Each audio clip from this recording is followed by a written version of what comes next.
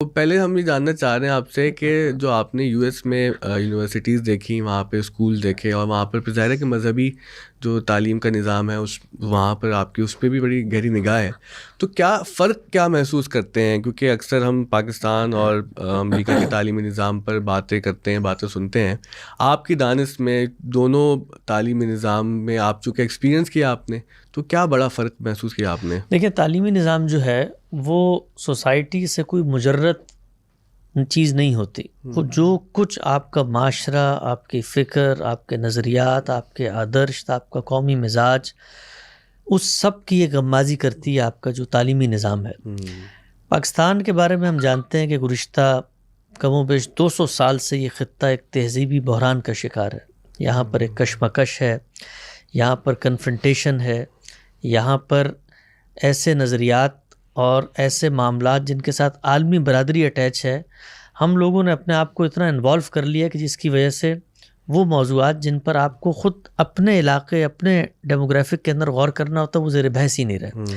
عظمت رفتہ کی بازیافت بھی یہاں سے ہو رہی ہے، خلافت کے احیاء کی تحریکیں بھی یہاں سے اٹھ رہی ہیں. اسی طریقے سے اسلامی ممالک کا قلعہ بھی ہم ہی ہیں. انگریزوں کو ہم نے یہاں سے بھگایا، استخلاص وطن کی تحریک تھی، اس سے ایک مزاج پیدا ہوا، ایک نفسیات پیدا ہوئی. پھر سول ملٹری کشمکش ہے. یہاں پر ہم جس جغرافیائی خطے میں واقع ہیں وہاں پر عالمی جو استعماری طاقتیں ان کے مفادات ہیں، تو ہم ایک مستقل تہذیبی بحران کا شکار ہیں. یہ تہذیبی بحران ہے جو پھر سامنے آتا ہے ہمارے رویوں میں. تو تعلیم بھی اصل میں آپ کا ایک مزاج پیدا کرتی ہے. ہمارا تعلیمی نظام در حقیقت اسی دور کی اشرافیہ کا تعلیمی نظام ہے جس میں آپ نے چند لوگوں کو اعلیٰ عہدوں تک پہنچانا ہے، اور ان اعلیٰ عہدوں تک پہنچانے کے لیے آپ کمپیریزن کے اصول پر لوگوں کو انتخاب کر کے آگے لے کر آ رہے ہوتے ہیں. سرمایہ دارانہ نظام ہے، چند لوگوں کو نوکریاں دینی ہیں.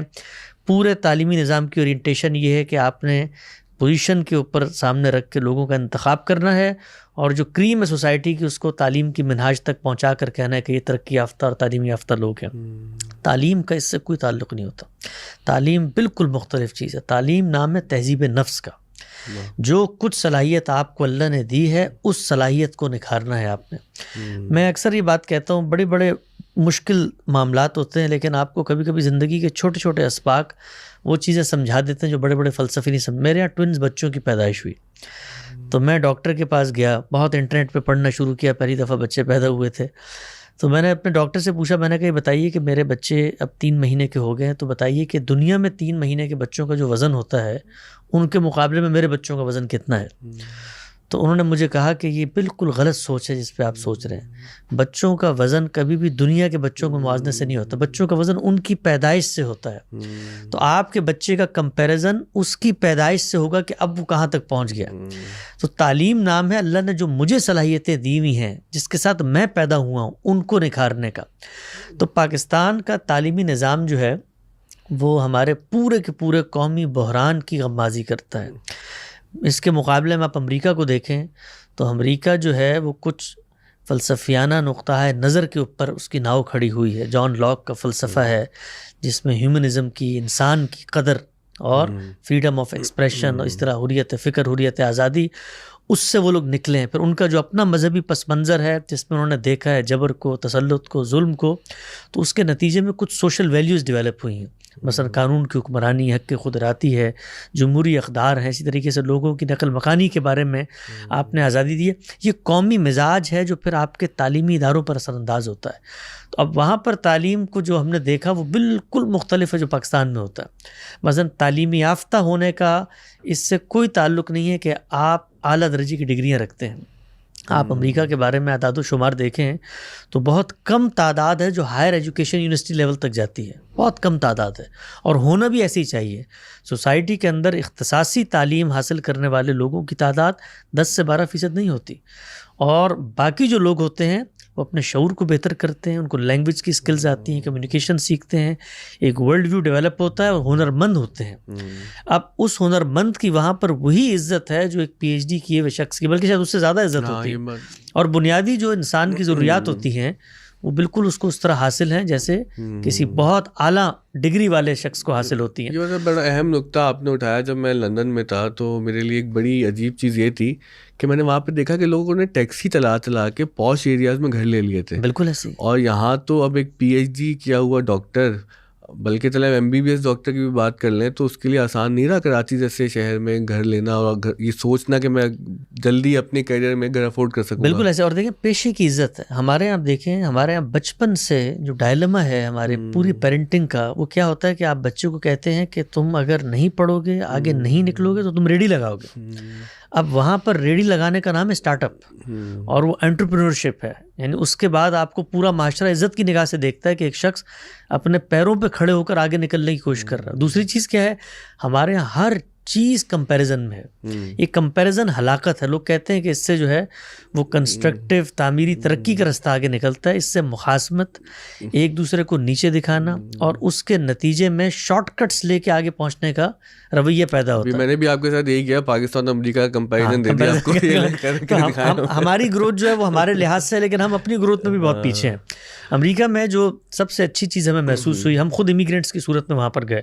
دیکھیں سوسائٹی کا ایک مطالعہ وہ ہوتا ہے جو آپ خارج سے بیٹھ کے کر رہے ہوتے ہیں، کتابوں میں کر رہے ہیں، امریکہ کی فلمیں آپ دیکھ رہے ہیں اس سے کر رہے ہیں، یا ہمارے مذہبی لوگ امریکہ میں جا کر وہاں کی کچھ کہانی آپ کو نئی دنیا اور امریکہ سے صاف صاف باتیں جیسی کتابیں لکھ کے سفرنامے بھی آتے سناتے ہیں. اور ایک وہ ایکسپیرینس ہے جو آپ خود وہاں جا کے کرتے ہیں. تو ہم لوگ آپ دیکھیے اس ملک کے اندر اپنے نظریات کی وجہ سے پرسیکیوشن کا شکار رہے. ہمیں یہاں پر آزادی کے ساتھ کام کرنے کا موقع نہیں ملا. یہاں سے ہم ملیشیا چلے گئے، وہ اگرچہ ایک اسلامی ملک ہے اور اللہ تعالیٰ نے اس کو بہت ساری ان نعمتوں سے نوازا ہے جو پاکستان میں بھی پیدا نہیں ہوئی. مثلاً ان کے ہاں دین ایک تہذیبی روایت بنا ہے. دین جو بنیادی اقدار پیدا کرتا ہے وہ ان کے سوشل ویلیو سسٹم کے اندر کھڑی ہوئی ہیں، اخلاقیات ہے. اسی طریقے سے وہاں پر ہنرمندی کا جذبہ ہے. پوری قوم، میری ایک دفعہ ملاقات ہوئی جو ماڈرن ملیشیا کے بانی ہیں مہاتیر محمد صاحب سے، تو میں نے ان سے پوچھا کہ جو اس وقت اسلامی ممالک کا اگر آپ نقشہ دیکھیں تو دو ہی ملک ہیں جو آپ کو صف اول میں نظر آتے ہیں، ایک ملیشیا ایک ترکی. تو میں نے ان سے پوچھا کہ کیا راز ہے اس ملک کی ترقی کا. ہم بھی اسلام کا بہت دم بھرتے ہیں اور بڑے ہمارے اندر بھی خواہش ہے آگے بڑھنے کی. تو انہوں نے کہا کہ میں نے جو ایک راز دریافت کیا اس قوم کی تعمیر و ترقی کا، وہ یہ تھا کہ اس کے اندر جو انٹلیکچوئلز ہیں وہ 10 سے 12% ہیں. میں نے ان 10 سے 12% کو 90% پر کام پہ لگانے کا ہنر پیدا کر دیا. تو وہ 90% کام کرتے ہیں، وہ 10 سے 12% لوگ ان کو کام کرنا سکھاتے ہیں. تو قوم ایک رخ پہ چل رہی ہے. اسی طریقے سے مسجدیں کنٹرول میں ہیں. ہمارے یہاں پر آپ دیکھیے کہ ریاست کے اندر ریاستیں ہوتی ہیں. ایک ریاست تو وہ ہے نا کہ جو نامعلوم لوگوں کی ہوتی ہے، ایک ریاست وہ ہے جو مذہبی لوگوں کی ہوتی ہے. اس نے سوسائٹی کو مستقل اس کشمکش میں مبتلا کر دیا. دیکھیں دنیا میں آپ گھر کو دیکھیں، خاندان کو دیکھیں، دکان کو دیکھیں، اسٹیبلٹی جو ہے وہ سررشتہ ہے آگے بڑھنے کا. ہمارے اس پورے کے پورے نظم کے اندر آپ کو اسٹیبلٹی نظر نہیں آتی. گھر سے لے کے معاشرے تک اور دکان سے لے کے ریاست تک ہر جگہ پر ایک کنفرنٹیشن ہے، ایک عدم استحکام کی صورتحال ہے. عدم استحکام میں انسان کبھی بھی اجتماعی طور پہ نہیں سوچتا. ہر آدمی، آپ دیکھیں آپ کراچی کی سڑک پہ جائیں تو ہر آدمی اس کشمکش میں ہوتا ہے کہ میں آگے نکل جاؤں. تو یہ کشمکش وہاں پیدا نہیں ہوئی، یہ قومی مزاج میں پیدا ہوئی ہے.